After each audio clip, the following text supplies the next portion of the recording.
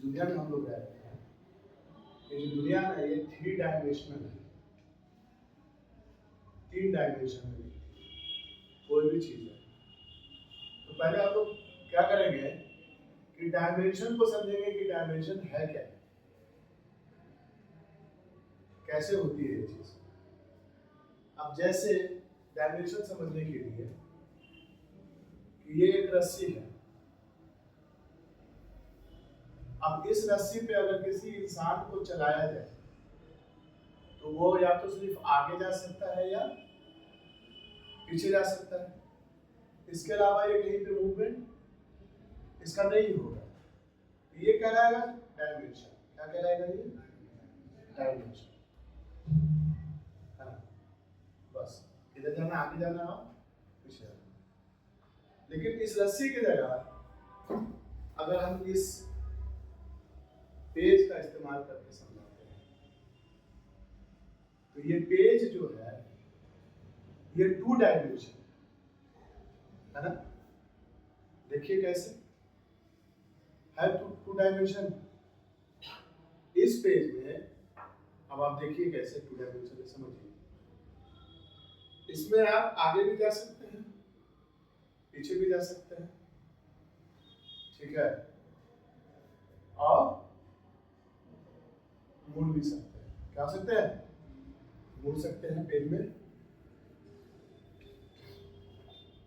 यानी इसमें आप जो मूव करेंगे 2 डायमेंशन में मूव कर सकते हैं। दाएं बाएं भी मूव कर सकते हैं, आगे पीछे भी मूव कर सकते हैं। 2 डायमेंशन में चलिएगा, ठीक है। लेकिन इसके बाद अब जैसे ये बॉक्स है, बॉक्स को जब आप देखिएगा तो इसका स्ट्रक्चर बताता है, इस बॉक्स का कंस्ट्रक्शन बताता है कि ये 3 डायमेंशन में है। जैसे पहला डायमेंशन आगे पीछे जा सकते हैं, ठीक है ना। दूसरा डायमेंशन मैंने पेज वाला जो बताया आपको, दाएं बाएं भी मुड़ सकते हैं, समझ रहे हैं। और तीसरा डायमेंशन मैंने आपको बताया था, इसमें क्या आता है कि अब आप ऊपर की तरफ भी जा सकते हैं। तो ये होता है 3 डायमेंशन,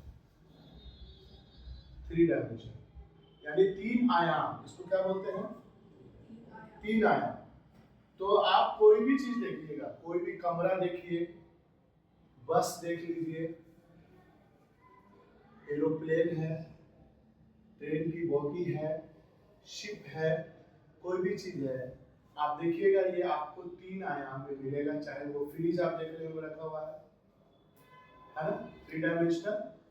3 डायमेंशनल है तभी आप उसके अंदर कोई चीज रख सकते हैं, रख पा रहे हैं, समझे। अब आप लोगों को अल्बर्ट आइंस्टाइन का नाम सुना होगा। अल्बर्ट आइंस्टाइन ने 4th डायमेंशन के बारे में सुझाया है, बताया था। अब आप लोगों को इसके बारे में पता करके बताना होगा, जवाब देना होगा कि 4th डायमेंशन है क्या चीज और वो हमारी जिंदगी पर कैसे असर करता है। इसका आंसर आप लोग लाइएगा कल कल कल, ठीक है। तो ये 3 डायमेंशन आप लोगों को समझ में आया। फिर से एक बार समझा देते हैं। जैसे ये रस्सी है, ये रस्सी सिंगल डायमेंशन में है। इसमें इस रस्सी के ऊपर सिर्फ आप आगे जा सकते हैं या पीछे आ सकते हैं, ठीक है। तो सिंगल डायमेंशन, सिंगल डायमेंशन में हमारा यूनिवर्स में हमारा दुनिया जो है वो नहीं दिखती है, एक चीज। दूसरी चीज, अगर हम इस पेज को देखते हैं, फिर से समझ लीजिएगा, तो ये पेज जो है ये 2 डायमेंशनल है, 2 डायमेंशन में है। जैसे हो गया, वीडियो काम हो चुका, ठीक है। जैसे पहला रस्सी वाला देखते हैं, इधर वाला रस्सी वाला, ये 1 डायमेंशन होता है जिसमें सिर्फ आप आगे पीछे जा सकते हो, है ना। और ये होता है 2 डायमेंशन। इसमें तीसरा डायमेंशन दिख रहा है आपको? नहीं है ना, तीसरा डायमेंशन नहीं है। यानी इस पर आप कोई चीज को रख सकते हैं, इसके अंदर नहीं रख सकते, इसके अंदर नहीं रख सकते। इसके अंदर रखने के लिए आपको कोई भी चीज इसको कितने डायमेंशन में होना चाहिए? 3 डायमेंशन में होना चाहिए। जैसे ये बॉक्स है, ये बॉक्स कितने में है? 3 डायमेंशन में। यानी इसमें हम आगे पीछे मूव कर रहे थे, इसमें हम आगे पीछे और दाएं बाएं मूव कर रहे थे। इसमें हम 3 डायमेंशन में क्या होता है कि हम आगे पीछे ऊपर नीचे भी मूव कर सकते हैं। यही होता है 3 डायमेंशन। अब 3 डायमेंशन के अलावा चौथे डायमेंशन के ऊपर बहुत बहस हुई कि चौथा डायमेंशन भी है, और वो है क्या चीज? तो आप लोग को बताएं चौथा डायमेंशन क्या है? सुनिए, चौथा डायमेंशन है time. The time is the 4th dimension। जैसे 4th डायमेंशन का भी असर पड़ता है, क्या पड़ेगा? असर पड़ेगा। जैसे 4th डायमेंशन, आप एक सेब ले लीजिए, उस सेब को लेकर के आप रख दीजिए एक टेबल पर, एक मेज पे रख के छोड़ दीजिए। कुछ वक्त के बाद आप देखिएगा कि वो जितना पहले फ्रेश था, फ्लेशी था, उतना फ्रेश और फ्लेशी नहीं है, वो पहले से मुरझा गया है। क्या हो गया है? मुरझा गया है, सिकुड़ गया है, और उसके कलर में फर्क आ गया। ऐसा क्यों हुआ? ऐसा इसलिए हुआ कि उस सेब के ऊपर 4th डायमेंशन यानी टाइम का उसके ऊपर असर पड़ा, टाइम का असर पड़ा, समझे। लेकिन अब जैसे ही हम इस प्लेनेट से बाहर निकल जाते हैं, प्लेनेट से बाहर निकल जाते हैं, तो ये जो 4th डायमेंशन है, चौथा आयाम है, टाइम है, ये अलग अलग तरीके से क्या करेगा? असर डालेगा। क्या करेगा? अलग अलग तरीके से असर डालेगा। तो वो कहां पर होता है? जैसे अर्थ पे जो ग्रेविटी है ना, जो ग्रेविटी अर्थ पर है, आप जो हम पे वो असर डालेगी ग्रेविटी के। स्पेस में हमने हमेशा इस चीज को समझा है, हम पहले भी बताया है कि जो चीज का जितना ज्यादा मास होता है, वो यूनिवर्स को उतना ज्यादा मोड़ देता है। क्या करता है? मोड़ता है।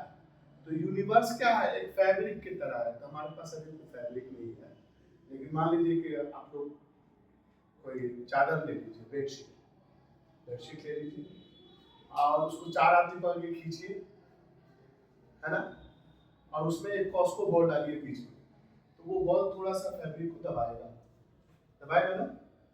अब उसको जगह पे आप अगर फुटबॉल डाल दीजिए तो वो थोड़ा ज्यादा दबाएगा, है ना। फिर उसके बाद क्या कीजिए, उसके जगह पे अगर 5 किलो वाला बाट होता है वजन वाला, वो डाल दीजिए, वो और ज्यादा दबाएगा। यानी जितना ज्यादा जो मैसिव होगा,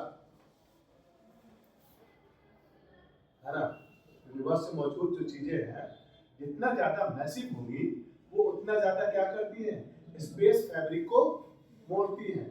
तो मोड़ेगी तो जितना ज्यादा मैसिव होगा, उतना ज्यादा वहां पर टाइम जो है उतना ज्यादा स्लो हो जाता है। क्या हो जाता है? स्लो हो जाता है। तो 4th डायमेंशन का यानी टाइम का देखिए हमारे ऊपर कैसा असर पड़ेगा। एक मूवी आई थी इंटरस्टेलर, मूवी आई थी इंटरस्टेलर। उसमें दिखाता है कि एक बाप जो है अपनी 8 साल की बेटी को छोड़ करके स्पेस में जाता है और वो एक ब्लैक होल का चक्कर लगा करके आता क्योंकि हम जानते हैं कि ब्लैक होल जो है दुनिया में है, पूरे यूनिवर्स में जो हम लोग के जानकारी में अब तक खोजे गया सबसे ज्यादा मैसिव हाई ग्रेविटेशनल अगर कोई सेलेस्टियल बॉडी है तो वो कौन है ना। तो उसमें दिखाया क्या कि वो जाता है अब चक्कर लगा करके आता है, और जब वो वापस आता है तो उसकी बेटी 60 साल की हो जाती है कि 80 साल की हो जाती है, और वो उतना ही बड़ा रहता है, उसकी उम्र 1 साल 2 साल होता है। यानी उसके लिए टाइम क्या हो गया था, स्लो हो गया था। तो ये 4 डायमेंशन जो है हमारी जिंदगी पे इसी तरीके से असर डालता है। समझ गए इसको? तो 1 dimension, 2 dimension, 3 dimension and the time is the 4 dimension. यानी 1 डायमेंशन में हम आगे पीछे जा सकते हैं, 2 डायमेंशन में आगे पीछे दाएं बाएं जा सकते हैं, और 3 डायमेंशन में हम आगे पीछे ऊपर नीचे जा सकते हैं, और 4th डायमेंशन जो है, चौथा आयाम जो है वो क्या करता है, वो हमारी चीजों पे हम पे वो असर डालता है, इसको टाइम बोलते हैं। समझ गए? ठीक है।